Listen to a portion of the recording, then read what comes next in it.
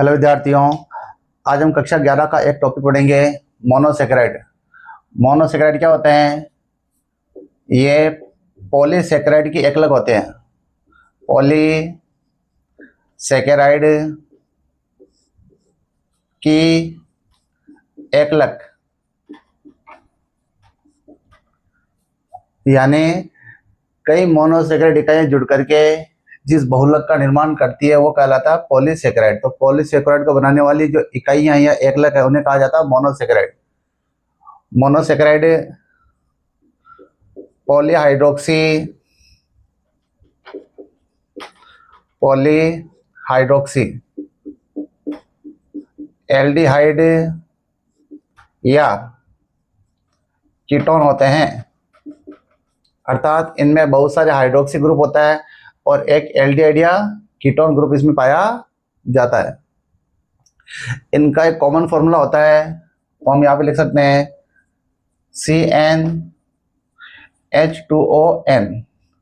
यहाँ पर N का मतलब है कार्बन परमाणुओं की संख्या।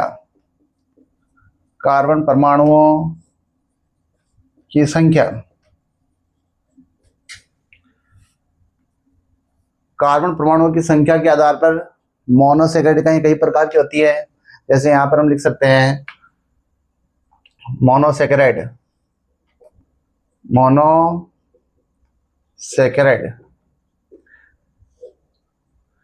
इनके अगर प्रकार की बात करें तो कार्बन परमाणु की संख्या के आधार पर इनके प्रकार इस प्रकार से हैं। एक तो होते हैं ये ट्रायोज मतलब जिन मोनोसेकेराइड में 3 कार्बन होंगे वो ट्रायोज कहलाएंगे। एक होते हैं टेट्रोज, जिन मोनोसेकेराइड में 4 कार्बन होते हैं वो टेट्रोज कहलाते हैं। एक होते हैं पेंटोज, जिन मोनोसेकेराइड में 5 कार्बन होते हैं वो कहलाते हैं पेंटोज। हेक्सोज, जिन मोनोसेकेराइड में 6 कार्बन होते हैं उन्हें कहा जाता है हेक्सोज। हेप्टोज, जिन मोनोसेकेराइड में 7 कार्बन होते हैं उन्हें कहा जाता है हेप्टोज। तो अब यहाँ पर N की वैल्यू लिख देते हैं।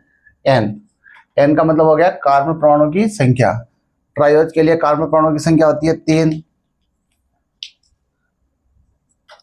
टेट्रोज के लिए हो जाएगी 4, पेंटोज के लिए हो जाएगी 5, हेक्सोज के लिए 6 और हेप्टोज के लिए 7। अब बात करते हैं इनके फॉर्मूले की। सूत्र, ट्रायोज का फॉर्मूला क्या बनेगा? तो N की वैल्यू यहाँ पर 3 है, तो यहाँ पर 3 पुट कर देने पर जो फॉर्मूला आएगा वो इस प्रकार से आएगा C3H6O3। टेट्रोज के लिए N की वैल्यू 4 है, तो यहाँ पर अगर 4 लिख देंगे तो फॉर्मूला बन जाएगा C4H8O4। पेंटोज का फॉर्मूला, इसके लिए N की वैल्यू 5 है, तो फॉर्मूला यहाँ पर बनेगा C5H10O5। हेक्सोज के लिए N की वैल्यू होती है 6, तो यहाँ पर 6 लिखने पर फॉर्मूला बनेगा C6H12O6। हेप्टोज के लिए N की वैल्यू होती है 7, तो यहाँ पर 7 लिखने पर फॉर्मूला प्राप्त होगा C7H14O7। अब बात करते हैं इनके उदाहरण की। उदाहरण,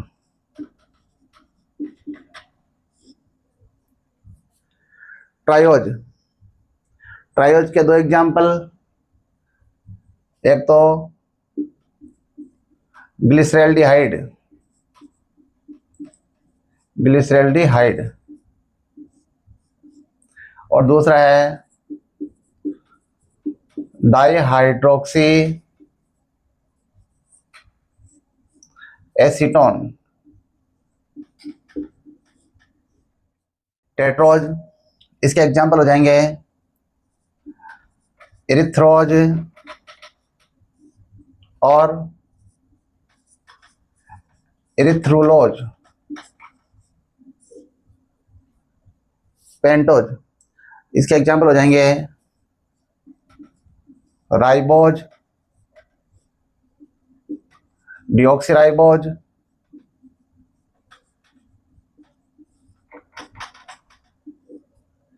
और राइबोलोज। यहां पर एक बात याद रखना है, डीऑक्सीराइबोज में ऑक्सीजन परमाणु की संख्या 5 ना होकर के 4 होती है, तो यहां पर इसका फॉर्मूला बन जाएगा C5H10O4। ये डीएनए में पाई जाती है और राइबोज पाई जाती है आरएनए में। हेक्सोज के एग्जाम्पल हो जाएंगे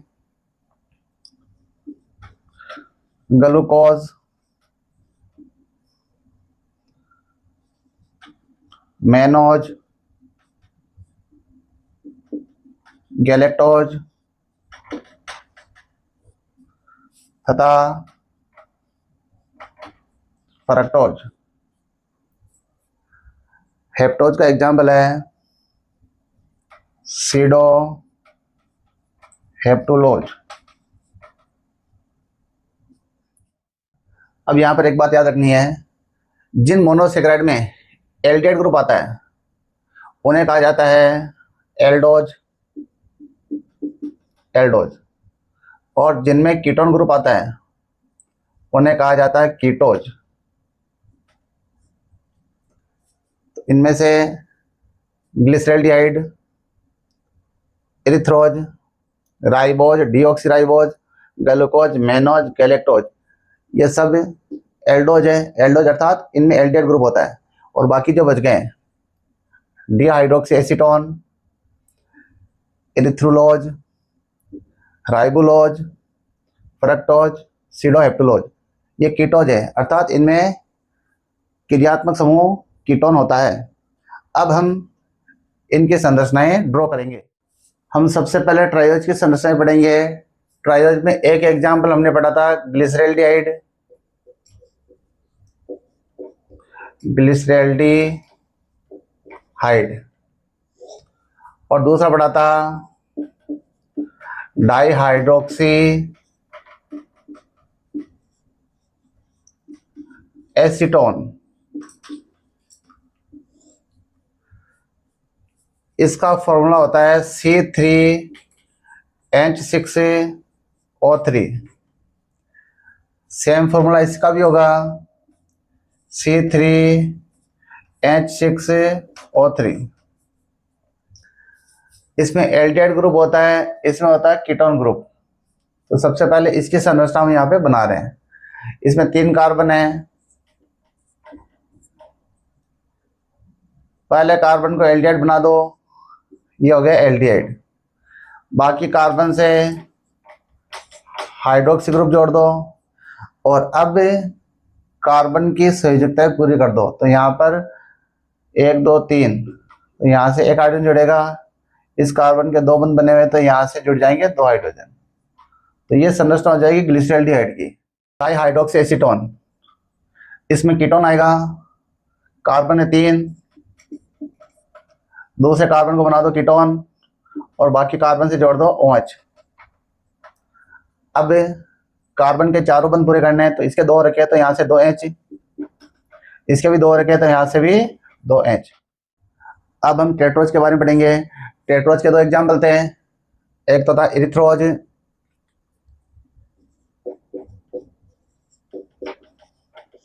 और दूसरा था एरिथ्रुलोज। इसका सूत्र है C4H8O4, इसका भी यही होगा C4H8O4। इसकी संरचना इस प्रकार से बनेगी। 4 कार्बन है, ये 4 कार्बन। पहले कार्बन को बना दो एल्डिहाइड, ये हो गया एल्डिहाइड। बाकी कार्बन से हाइड्रोक्सी ग्रुप जोड़ देने हैं और अब कार्बन के चारों बंध पूरे करने हैं। इसके 3 और रखे तो यहाँ से 1H, इसके भी 3 और रखे तो यहाँ से भी 1H, इसके 2 और रखे हैं तो यहाँ से 2H। एरिथ्रुलोज, इसमें कीटोन आएगा, 4 कार्बन है, तो इस प्रकार से ये 4 कार्बन लिख दिए। दूसरे कार्बन को बना देते हैं कीटोन, बाकी कार्बन से जोड़ देना है OH।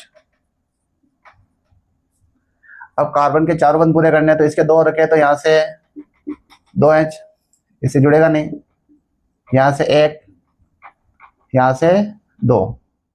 अब हम पढ़ेंगे पेंटोज के बारे में। पेंटोज के 3 उदाहरण, एक तो था राइबोज, दूसरा एग्जाम्पल डीऑक्सी राइबोज,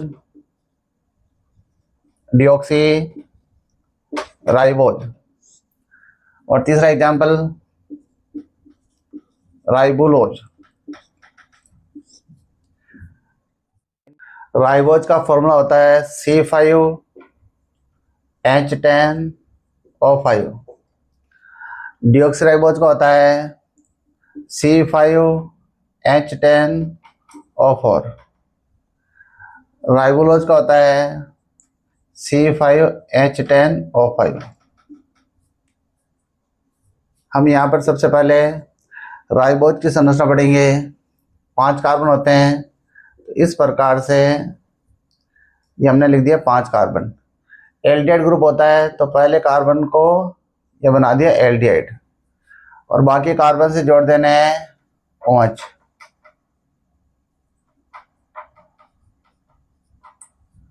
अब कार्बन के चारों बंध पूरे करने हैं, तो वो हाइड्रोजन से करेंगे, तो यहाँ से एक हाइड्रोजन, यहाँ से भी एक हाइड्रोजन, यहाँ से भी एक हाइड्रोजन, लेकिन यहाँ से 2 हाइड्रोजन जुड़ जाएंगे।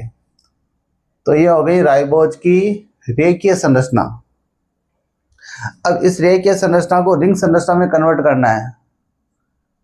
तो रिंग संरचना में कन्वर्ट करने के लिए याद रखना है, जैसे ये पहला कार्बन, ये दूसरा, 3, 4 और ये 5।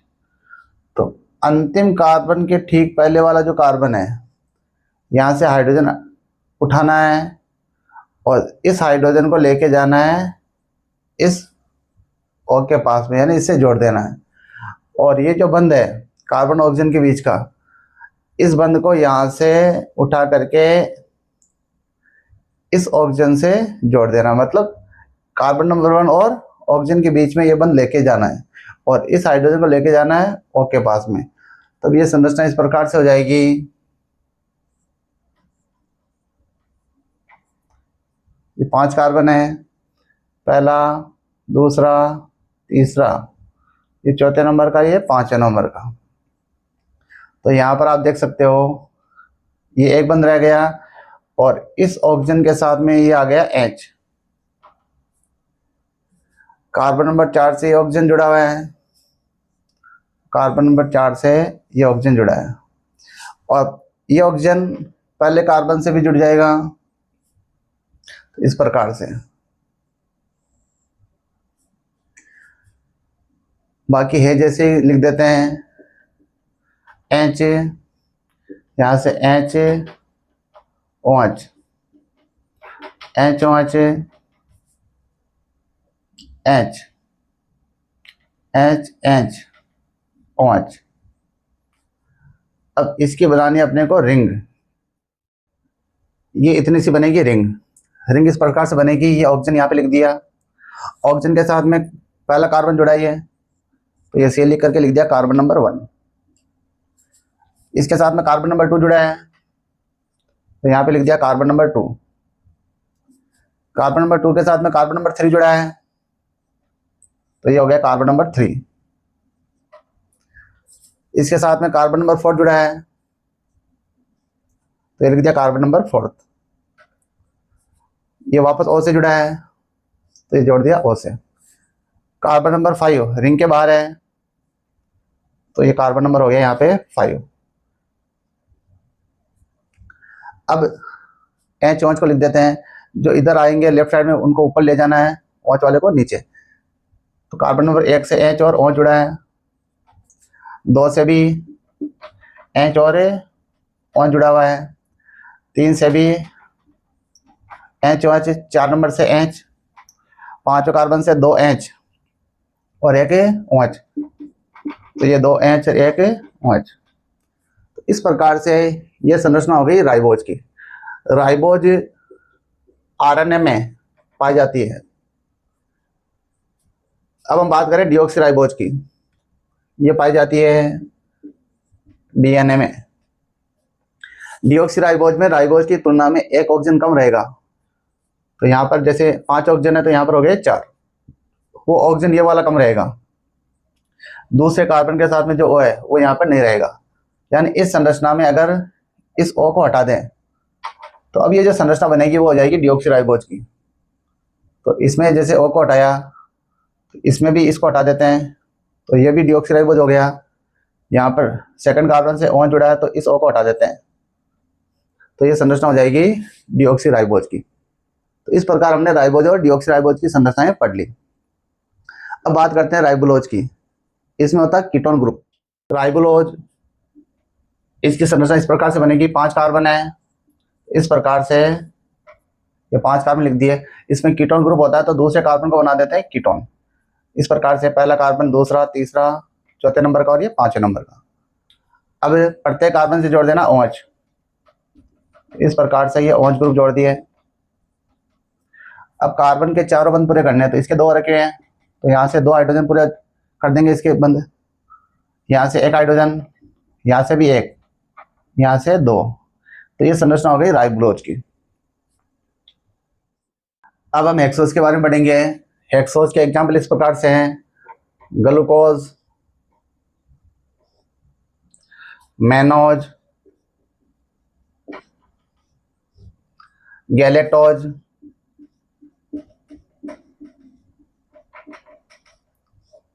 फ्रक्टोज।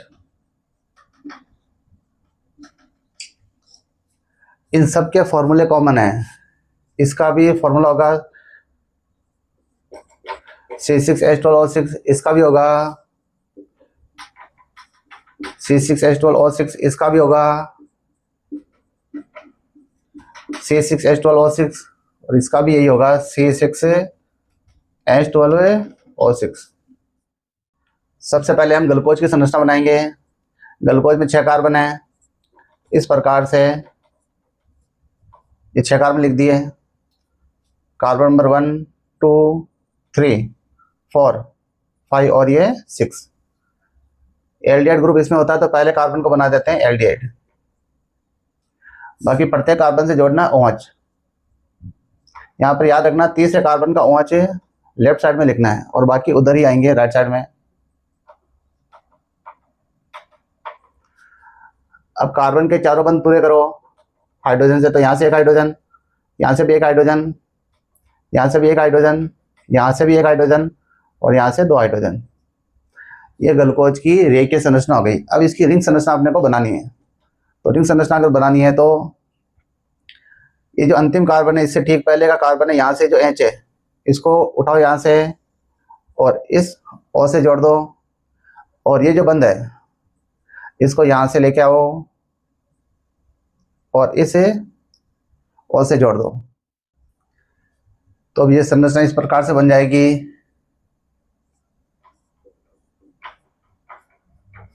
ये 6 कार्बन लिख दिए, 1, 2, 3, 4, 5 और ये 6। ये चला गया इस O पर, इस प्रकार से लिख देंगे OH। और कार्बन नंबर 1 और इस ऑक्सीजन के बीच में ये बंध आ गया तो यहाँ पर ये ऑक्सीजन इस प्रकार से यहाँ पे लेके आ जाना है। अब बाकी जगह जैसे वैसे ही कर देना है। यहाँ से H, यहाँ से H, OH, यहाँ से OH, H, OH, H, H, H, H और ये OH। अब हम इसकी रिंग संरचना के बारे में पढ़ेंगे। ये इतनी सी संरचना, रिंग संरचना हो गई। इसमें ये ऑक्सीजन है तो यहाँ पर लिख दिया ऑक्सीजन। ऑक्सीजन के साथ में पहला कार्बन जुड़ा है तो इस प्रकार से ये पहला कार्बन जोड़ दिया। इसके साथ में दूसरा कार्बन जुड़ा है, ये कार्बन नंबर 2 जोड़ दिया। इसके साथ में तीसरा कार्बन जुड़ा है तो ये कार्बन नंबर हो गया 3। इसके साथ में जुड़ा है कार्बन नंबर 4 तो ये हो गया कार्बन नंबर 4। इसके साथ में कार्बन नंबर 5 है तो ये जोड़ दिया कार्बन नंबर 5। इसके साथ में वापस ऑक्सीजन है तो ये वापस ऑक्सीजन जोड़ दिया। कार्बन नंबर 5 से कार्बन नंबर 6 जुड़ा है, ये कार्बन नंबर 6 रिंग के बाहर है। पहले कार्बन से H, OH, H और OH।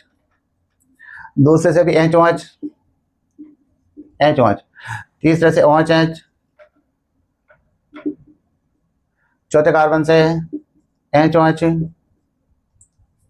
पांच कार्बन से H, छठे कार्बन से दो H और OH।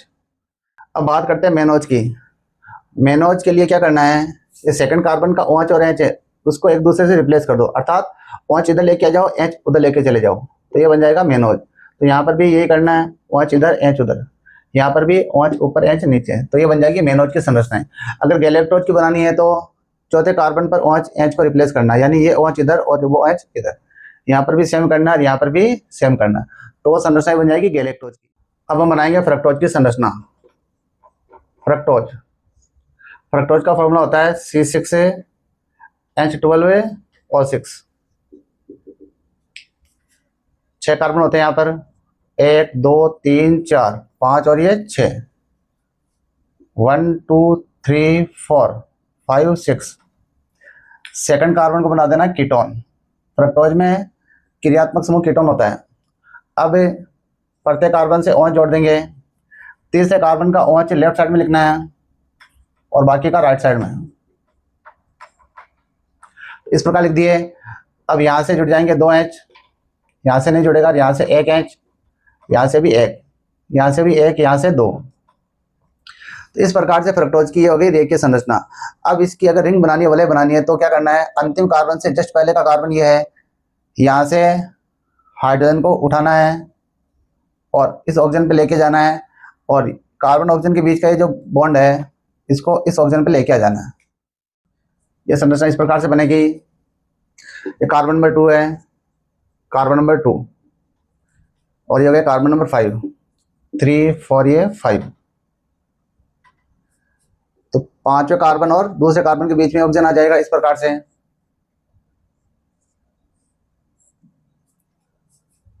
और इस कार्बन का ये जो ऑक्सीजन है, इसके साथ में ये जुड़ जाएगा H, और इसके साथ में ये पहला कार्बन है, इस पहले कार्बन से 2 H और OH ये जुड़े हुए हैं। तीसरे कार्बन के साथ में कार्बन नंबर 3 है, इसके साथ में OH और H, चौथे कार्बन के साथ में H OH, पांचवें कार्बन के साथ में H, ये हो गया कार्बन नंबर 6, इसके साथ में 2 H और ये OH। ये वाली रिंग बनेगी यहाँ पर, यहाँ पर हो जाएगा कार्बन नंबर 4। अब रिंग ये वाली बनेगी, तो रिंग में ये ऑक्सीजन हो गया, इसके साथ में कार्बन नंबर 2 हो गया ये, इसके साथ में कार्बन नंबर 3, इसके साथ में कार्बन नंबर 4, इसके साथ में कार्बन नंबर 5, और इसके साथ में ये कार्बन नंबर 2 के साथ में CH2OH, CH2OH और OH जुड़ा हुआ है, ये है कार्बन नंबर 1। C3 के साथ में OH और H है, C4 के साथ में HOH, C5 के साथ में H, कार्बन नंबर 6 रिंग के बाहर है, इसके साथ में 2 H और ये OH। इस प्रकार ये संरचना बन गई फ्रक्टोज की। सीडो हेप्टुलोज, इसका फॉर्मूला होता है C7H14O7, और इसमें कीटोन ग्रुप होता है। 7 कार्बन यहाँ पर है, 1 2 3 4 5 6 और ये 7 कार्बन बना दिए। 1 2 3 4 5 6 7। दूसरे कार्बन को बना देना कीटोन, बाकी से जोड़ दो OH, इधर का OH, तीसरे वाला ये लेफ्ट साइड में आएगा, बाकी राइट साइड में आएंगे। यहाँ से 2H, यहाँ से नहीं जुड़ेगा, यहाँ से 1H, यहाँ से 1H, यहाँ से 1H, यहाँ से भी 1H, और यहाँ से हो जाएंगे 2H।